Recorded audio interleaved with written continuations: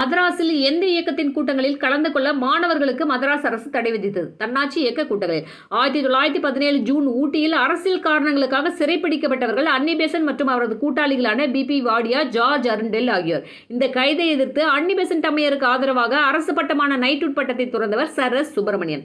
தன்னாட்சி இயக்கத்தில் தீவிரமாக இணைத்துக் கொண்டவர்கள் மதன் மோகன் மாளவியா மற்றும் சுரேந்திரநாத் பானர்ஜி.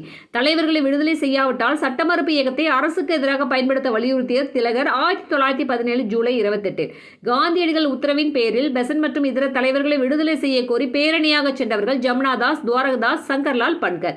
1917 ஆகஸ்ட் 20 தன்னாட்சி நிறுவனங்கள் மற்றும் பொறுப்பான அரசு என்பதை இந்தியாவில் பிரிட்டிஷ் ஆட்சியின் குறிக்கோள் என்ற அறிவிப்பை வெளியிட்டவர் புதிய வெளியுறவு அமைச்சர் மாண்டேகு பிரபு. இங்கிலாந்து பாராளுமன்றத்தில் இது ஆகஸ்ட் அறிக்கை எனப்படும்.